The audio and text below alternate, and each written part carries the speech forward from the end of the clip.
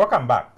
We start with the national rugby team that finds itself in something of a precarious position. Uganda will next month play in the CAR 1B tournament with no test match under its belt. This as Kenya reportedly opts to pull out of the Elgon Cup.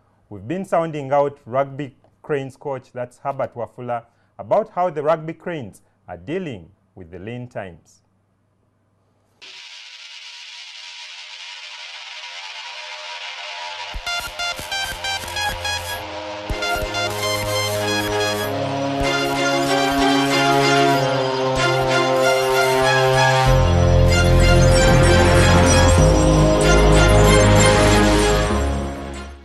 Basically, in my opinion, I think something to do with the width of the player base we have in Uganda. You realize that our national 7th team and 15 teams have taken up players who are not allowed to play in the Bamburi Rugby Super Series this year because of the Commonwealth Games and the CAR 1B Games, which the senior 15 team is involved. So this year we got an opportunity to give a chance to other players to come up and contest in the Bamburi Rugby Super Series. On my side, I'm really not disappointed about the result. I'm happy that we're getting more players who can be able to compete at that level. The good results probably will come later. The main focus is we have to perform very well in the Commonwealth Games and the CAR 1B. Definitely there are very important lessons for us to learn there. And it's something which we are working on. Unfortunately, if you recall, the league started, we changed the format of the league, whereby we started in November. And we haven't had much time to go through it. I believe we'll start getting the results of the proper conditioning programs from earliest probably towards the end of this year or next season. So in the meantime, we have to go through this kind of phases, and I can't say that it's a bad thing. It's good finally we are doing that. We changed the format, how we are running the league. With the time, we'll be able to catch up. We have done this before whereby probably people felt we were behind our rivals, Kenyans and everything. But so many times we've come and disappointed people when we're set. Uganda will be playing against Ivory Coast, Senegal and Tunisia. All these games will be held in Tunisia. That is the CAR 1B. We need to win it to get back to CAR 1A, where we got relegated from last year in Madagascar. At worst, because of right now the spread of players is quite wide, I would think if we could retain the status at 1B, it will be something to build on. What we want to avoid right now is going to 1C. I think our rugby is far much better than that. And if you recall, Uganda became African champions way before Kenya did and Zimbabwe, despite them having better facilities and better resources. We have a group of dedicated people, the coaches, the union, and other players. With the time, we'll be able to get there. And we just pray that this year, through the guidance of Peter Magona, we shall be able to take Uganda back to where it belongs in 1A. But the Elgon Cup, there are two sides to it. First, there's no confirmed communication from Kenya Rugby Union. So what we are seeing right now is a lot of stories here and there on social media. And I'm very aware that Uganda Rugby Union and Kenya Rugby Union doesn't communicate through the social media. But on the other hand, if what has been said in the social media, personally, and I'm sure so many guys who have been in Uganda Rugby Union will not be surprised, that coming from our so-called neighbors. I will not be surprised. But if it comes to that, I think we should be able to overcome it. I recall many years back, like in 1997 when we played Kenya for the first time here, the games at Kampala Rugby Club. We took 4 years before we played another international match. And every now we'd be preparing, and the last day, 2 days to the game, we'll be told it's being pulled off. I know that's why I always want to judge back to the 2002 squad, which I captained, when we first beat Kenya in Nairobi. And before that time, Kenya never used to respect us. And when we beat them there, every year now they wanted to get to play games with us.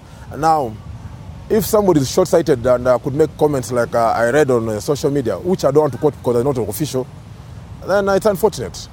Us guys are not deterred. We'll continue preparing our boys for the 1B. And if Elgon Cup is on, we shall play. If they decide to send the Uganda A team, the Uganda Rugby Union, I'm sure we'll be able to take appropriate measures.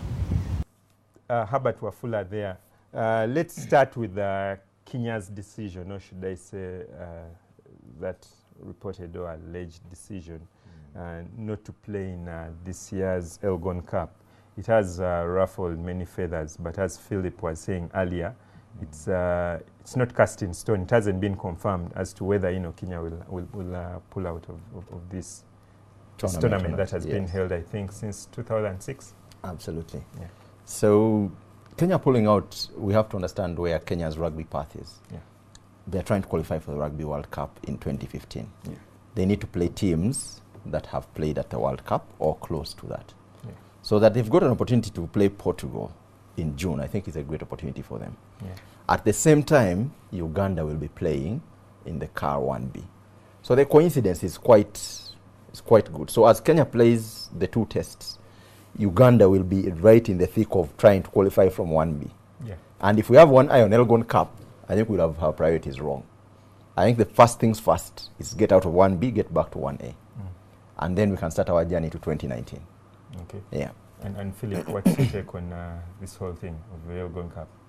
No, I totally agree with David. One, Elgon Cup is coming after CAR tournament. Yeah. Right now, I think our focus should be how do we get. So you're saying it's confirmed, it's taking place in July? Yes, because no official communication has come out that it's not taking place. Yeah. Our focus right now should be on how do we beat Tunisia, how do we beat Ivory Coast, how do we beat Senegal, I think, and go back to Tier 1A. Yeah. Then when you're in Tier 1A, we can look at the Kenyans and say, what are you guys talking about? Come here for your beating and we continue with the script as it is. Yeah. But we're not going to cry about Elgon Cup. Yeah. I mean, to me right now, qualifying back to Tier 1A should be more priority than whether we have Elgon Cup or not. Because if we play and we're even in 1A, you look at Zim, they can come down. Namibia has been here before. Why are we focusing all our attention on one nation?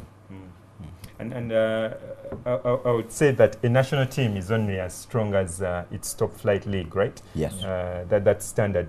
Do you think that we're doing enough, to strengthen our top flight league? I ask this question because we did sound out the captain of Papa, that's last Saturday, and what it seemed to tell us is that the direction in which we're moving, because what I think has also trickled into Kenya that Uganda is looking at downsizing its top flight rugby league, to bring down the numbers to 6.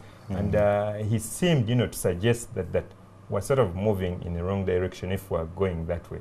Do you think we're strengthening, our top flight league and helping the national team? I think that's the intention. I know they say the road to hell is filled with good intentions. So, but that's the intention. So as to whether the intention drives to what is the desired end is another matter. I think the jury is still out as to how do we get competition. Yeah. So competition in the top flight league is everyone's focus. How we do it is where we sort of veer off paths. So the Kenya captain, of course, is allowed to have his opinion, so I won't touch on that. But in terms of that, it's say, how do we get competition? First of all, say, create a competition that allows, elimination and so on. Then you could go one level down and say, how do we enable clubs to actually put up a good side? In terms of just saying, how do we make sure that the club structure, for every club to play in the league, it has to have a certain standard. Yeah. And so you'll find that with professional sports, for example, if you can't pay a certain amount of your debt or salaries or whatever it is, you can't play. Or there are fines. Yes. Yeah. And so it's the same sort of thing to say, start the clubs off on the journey. Yeah. And then a year into it, starts putting penalties in terms of compliance to say, how do you make sure that you're a club that is sustainable, that delivers a good side? Yeah. And then maybe the rest can come in. But as it is right now, I think the powers that be have to make that call. And let history judge them. Let history judge them and say, you made this call and it didn't work. But if you reduce as the 6 and next year, let's say 2019, we win the World Cup, we'll say that guy was a visionary. Right now, it's easy to sit here and kick the decision and say 8 or whatever it is. But if I may just chip in there, the Protector Rugby Super Series, we saw it unearthing, quite a number of coaches, O'Brien, Tindimwewa, Alan Musoke, Seguya had been around. Where do we throw these people? Or would you say that we make the second tier to be quite competitive and such that it can be able to attract, you know, coaches of the magnitude of Alan Musoke or Brian Tindimweba, because we need to sort of grow, also the coaches, also to maybe have you also coaching. Correct. But I think for me, again, it goes back to the club structure. Yeah. So the main coach coaches the club team, the one that's in the Super League.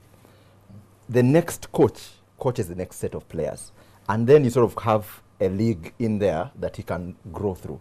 Tindimwewa, for example, has not finished all his qualifications. Yeah. He does not coach as regularly as he should coach. Yeah. He's not accountable to anyone. But if you have the structure in there, then you know this is the coaching structure. We actually have meetings and say this is how we want to play. We debate issues as coaches, not as a coach versus manager versus the cook.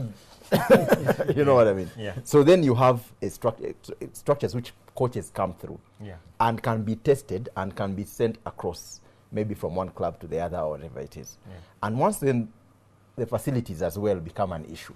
Yeah. So you have 10 coaches and they have one day to train the whole week because you have a club, which is not sustainable. Okay, and Philip, very briefly, you know, that journey from CAR 1B to 1A, I know Herbert has talked about it, but what exactly does it look like? And most crucially, do you think the Rugby Cranes can track it? What teams are we going to play in 1B? When does the tournament kick off? The tournament kicks off in June. Yeah. Yeah, and I think mid-June, yes. Yeah. And June 9th. June 9th, yeah. Looking at the teams we are playing, we've beaten Ivory Coast before. I always say this and laugh about it. We won them in one of the legs. We've played them twice, 1-1, lost 1. Yeah. When they came down, I'll tell you for a fact, the smallest man on that team was bigger than the biggest man on our team, who I think was Soita then. But we played a good game and beat them there. Yeah, we played a running game. I remember that game. Chester Williams was in charge. Of course, you bring it back, yes. He's not in charge now, but we can still play the running game. Yeah.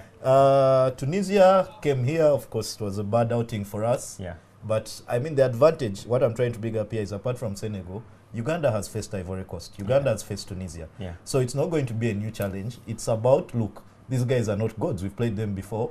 We've been African champions before. We can do this. Okay.